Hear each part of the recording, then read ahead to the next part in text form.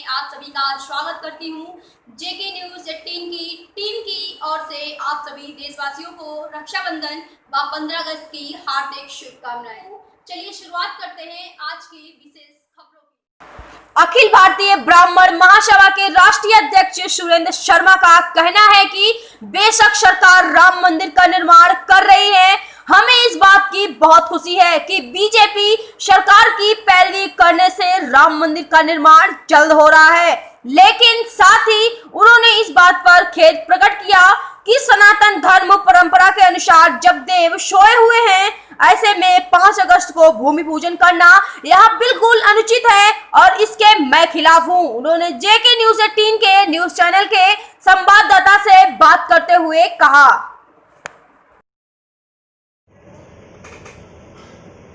नमस्कार, हमारे साथ हैं अखिल भारतीय ब्राह्मण सभा के राष्ट्रीय अध्यक्ष सुरेंद्र शर्मा बबली जी। इनसे जानते हैं कि जो सरकार 5 तारीख को नरेंद्र मोदी स्वयं अयोध्या पहुंचकर राम मंदिर निर्माण कार्य का शुभारंभ करेंगे, इसके बारे में क्या कहना है। और जो अगस्त में जो ये शिलान्यास हो रहा है, इसमें इनका कहना है कि देव सोए हुए हैं और ऐसे काम में, ऐसे समय में कोई भी शुभ काम नहीं किया जा सकता। तो शर्मा जी, सरकार जो है 5 तारीख को राम मंदिर के निर्माण का एक विधिवत रूप से उद्घाटन करने वाली है, शिलान्यास करने वाली है, तो क्या कहना इस बारे में? देखिए, राम मंदिर बने ये हमारे लिए सनातन धर्म में और हिंदू धर्म के लिए बड़े गौरव की बात है।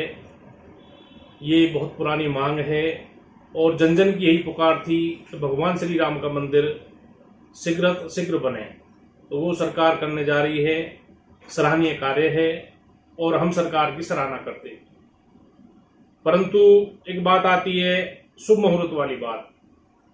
हमारी परंपरा में देव सोने से और देव जगने तक कोई भी शुभ कार्य वर्जित है, निषेध है।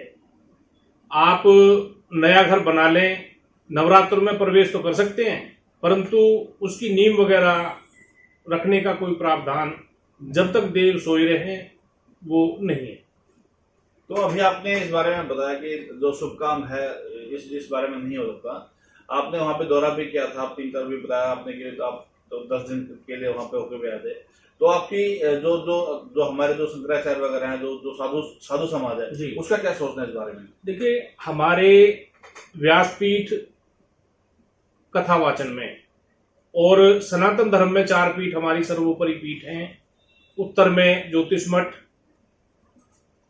पश्चिम में द्वारका और दक्षिण में श्रृंगेरी पीठ, पूर्व में पुरी पीठ। ये हमारे 4 शंकराचार्य हैं।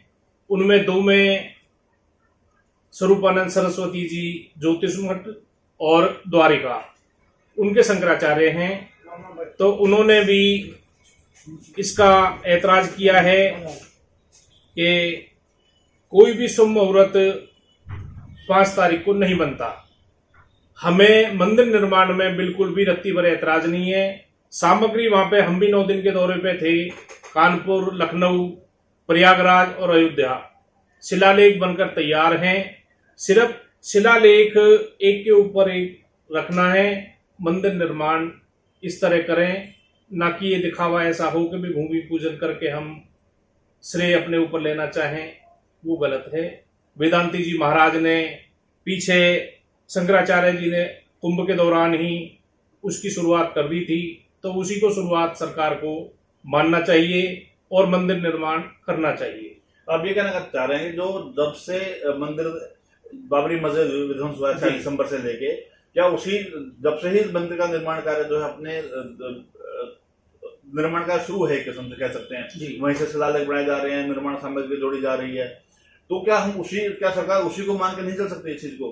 देखो, ये मांग शंकराचार्य जी ने रामायण महाभारत जो शुरू हुई थी, राजीव गांधी जी से कहा था भाई इनको आप टीवी पर प्रचारित करें ताकि ये लोगों को पता लगे सनातन धर्म में भगवान की और भक्त की क्या आस्था है। उसके बाद में राजीव गांधी के टाइम में ही दरवाजे खुल गए थे और नरसिंह राव के टाइम में ये मस्जिद टूटी है। ये समझो कि उसका निर्माण तो उसी दिन से शुरू हो गया था। अब बात वर्तमान में भूमि पूजन की है, कोई मुहूर्त है नहीं। बाकी सरकार, देखो सरकार होती है तन के लिए लत्ता और ताकत के लिए सत्ता। सत्ता में जो अच्छा लगे वो करें। आपको लगता है कि जो बीजेपी जो ये भूमि पूजन कर रही है जी, इसके पीछे ये श्रेय लेने की होड़ आप मान सकते हैं इसको भी, ये इसका श्रेय लेने की बात उनके दिमाग में है कि हमने इस केस को की पैरवी की, जल्दी इसका फैसला लिया, अब बीजेपी की सरकार में ज्यादा सुनवाई हुई है सुप्रीम कोर्ट में, क्या सरकार ये श्रेय लेना चाह रही है भूमि पूजन करके? देखो सरकार के जहां तक श्रेय की बात है, ये मामला बहुत लंबित था। जहां तक फैसले की बात है वो सरकार के हित में जाता है, सरकार की भी इसमें तत्परता थी। वो मंदिर का आदेश सुप्रीम कोर्ट ने यथाशीघ्र कर दिया, सराहनीय कार्य है। परंतु जहां तक बात परिषद की और न्यास की है, इस न्यास में सबसे बुजुर्ग शंकराचार्य लगभग 100 वर्ष की उनकी उम्र होने जा रही है और चारों पीठे में 2 पीठों के वो पीठाधीश हैं और उनको अध्यक्ष बनाते, दोनों शंकराचार्य इसके मेंबर होते। उसके बाद सरकार 7 आदमी कोई भी लेती, हमें कोई ऐतराज इसमें नहीं था। देखो धर्म की दूरी जहां तक सनातन धर्म से जुड़ी हुई है, हिंदू आस्था से जुड़ी हुई है, तो हमारे सर्वोपरि आदि गुरु शंकराचार्य के माध्यम से सनातन धर्म दोबारा जीवित हो, नहीं तो बौद्ध धर्म का ही बोलबाला यहाँ पे हो गया था, पूरे विदेश तक वो गए हैं और सनातन धर्म की दोबारा उन्होंने नींव रखी। तो तीनों शंकराचार्य जी इसमें होते तो मौके की महिमा और गरिमा और भी बेहतरीन होती। इस पूरे कार्यक्रम के दौरान सरकार ने फैज खान नाम से एक जो मुसलमान है उसको भी इनवाइट किया उन्होंने इस काम में, तो उसको किस तरीके से देखते हैं आप? देखो जहां तक फैज खान की बात है, ये आपसी समझौते के तहत, जैसे राम मंदिर न्यास और बाबरी एक्शन कमेटी दोनों ज्वाइंट होकर मंदिर बनाते, कोर्ट से आदेश विड्रा कराते, आदेश से पहले मुकदमा, तो मानते भाई फैज खां की मिट्टी कारगर है। अगर आपसी सहमति से राम मंदिर का, हाँ, अगर आपसी सहमति से दोनों पक्ष बैठ के अपने केस को विड्रा करते और भाई हम रजामंद हैं मंदिर बनाने के लिए। जबकि सुप्रीम कोर्ट ने इसके लिए समय भी दिया था। हाँ, 60 दिन का समय दिया था भी आपसी दोनों भाईचारे सही से निपटाएं, परंतु वो अड़े रहे नहीं, यह बाबरी मस्जिद है और इस सबूत इसके विपरीत गई। जब आदेश हमारे हक में आ गया तो फैज खां की मिट्टी का तो कोई औचित्य बनता नहीं है। हम संत समाज और अखिल भारतीय ब्राह्मण सभा की तरफ से इसका पुरजोर विरोध करते हैं। और जहां तक बात है बाबर वंश की, बाबर का वंशज तुलसी चक्रपाणी जी के साथ मिलकर निर्माण वहां पे विधिवत किया था और सोने की ईंट उसने तुलसी ने दी थी, तो इसमें तुलसी और बाकी धर्मगुरुओं को भी शामिल करते तो बड़ी अच्छी बात होती। फैज खां की जो मिट्टी की जहां तक बात है हम उसका विरोध करते हैं। सबसे पहले खबरें देखने के लिए हमारे चैनल को सब्सक्राइब करें और लाइक करें